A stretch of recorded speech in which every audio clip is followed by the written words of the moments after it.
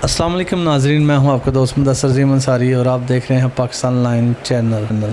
नाजरीन, आज के जो हमारे मेहमान हैं वो हैं फ़िल्म इंडस्ट्री और ड्रामा सीरियल के मशहूर एक्टर जनाब नईमुल हसन साहब। इन्होंने फ़िल्म इंडस्ट्री और ड्रामा सीरियल और स्टेज के ऊपर एक मकाम बनाया है और आज माशाल्लाह इनकी शख्सियत को नईमुल हसन के नाम से जाना जाता है।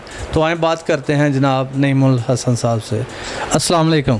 जी वालेकुम अस्सलाम, बिस्मिल्लाहिर्रहमानिर्रहीम। कैसे हैं अंसारी साहब आप? जी शुक्र अल्हम्दुलिल्लाह। ओ भाईओ आए घर बाप डाले आए ने उन्होंने बुआ खड़काया तो उन्होंने बिल विखा के लड़ पई, कहंदी किधर आए हो?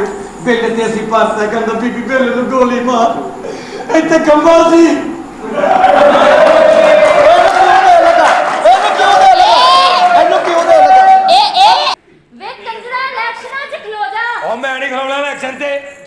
मेरे प्यो ने बड़ा मेहनत मजदूरी करके ते हक हलाल दी कमाई करके मैनू पढ़ाया ते इस वास्ते नहीं पढ़ाया कि मैं सियासतदान बन के ते सारी जिंदगी उन्होंने भी गाला पवावां ते आप भी गाला खावां। और ना भाई ना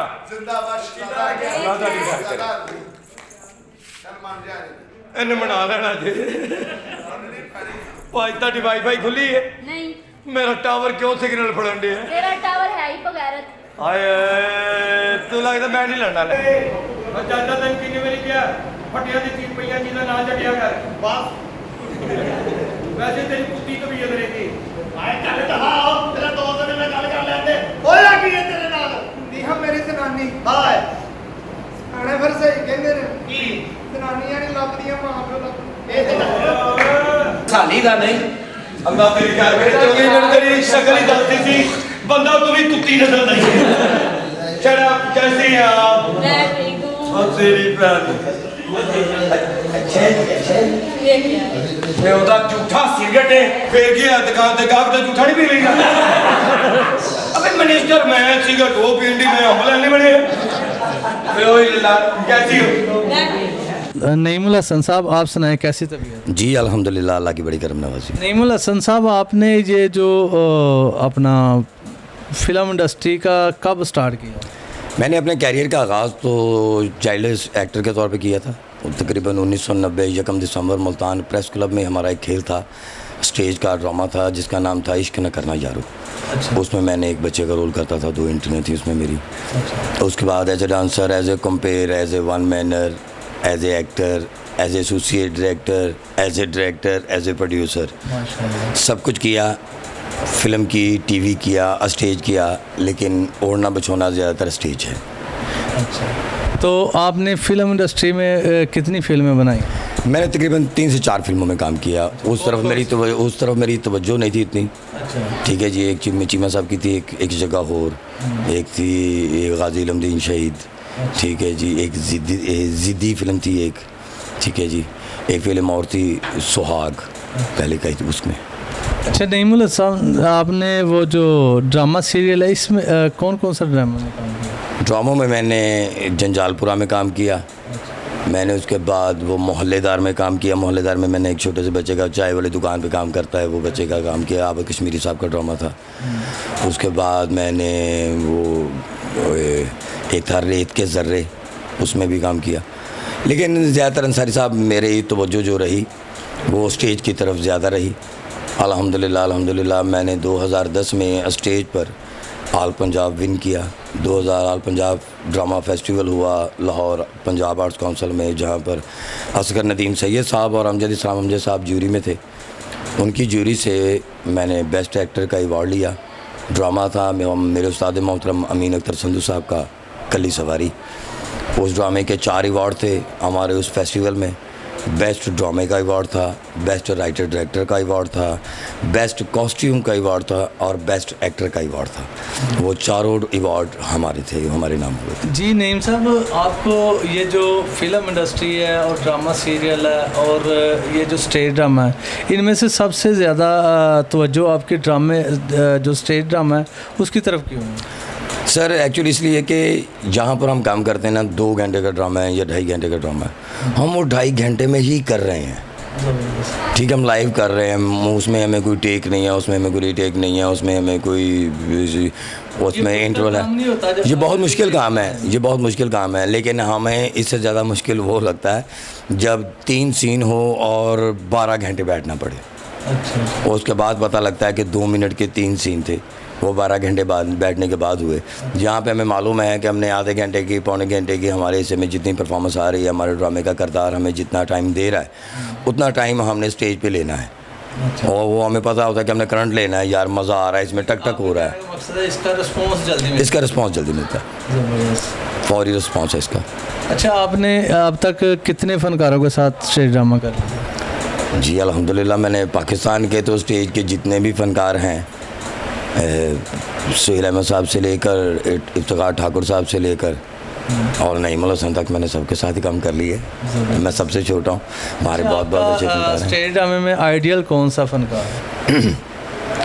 मेरा स्टेज में आइडियल थे सुहेल अहमद साहब। मैं सुहेल अहमद साहब से बहुत मुतासिर था और रहूँगा, क्योंकि सुहेल साहब हम जैसे लोगों के लिए एक अकेडमी का दर्जा रखते हैं।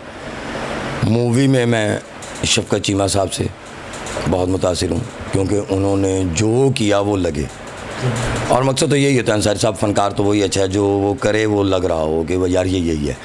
चीमा साहब ने अगर नेगेटिव रोल किया तो लग रहे हैं कि ये है ही नेगेटिव यार, अगर वो पॉजिटिव आए तो लग रहा है यार ये है ही पॉजिटिव। ऐसे ही मैंने स्टेज पे भी मैंने बहुत से रोल किए, मैंने विलन का रोल किए, मैंने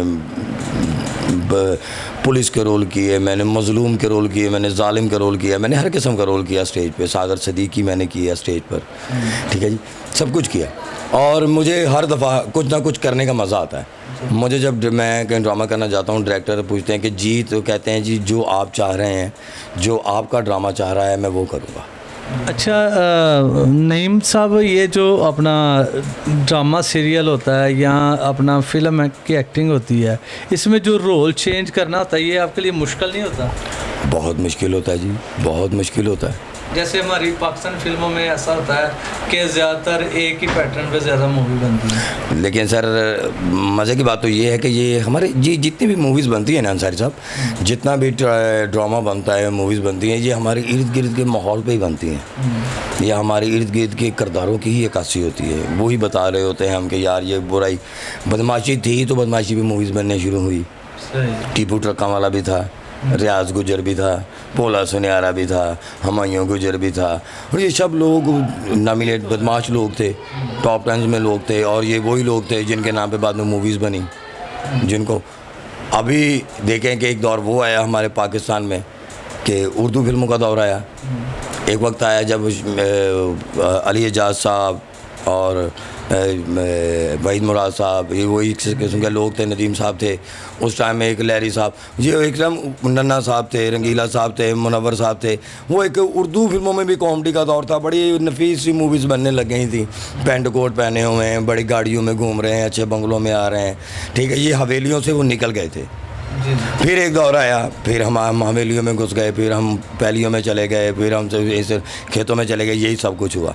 उसके बाद फिर शमीम आरा साहबा ने एक फिर टर्न दिया, उन्होंने मुंडा बिगड़ा जाए, मिस इस्तांबुल, बेटा, इस तरह की और बहुत सी मूवीज़ थी जो उर्दू थी, जिसमें रैम्बो साहब, बाबर अली साहब, मोहम्मद राना साहब, ये लोग आए और ये स्टार बने।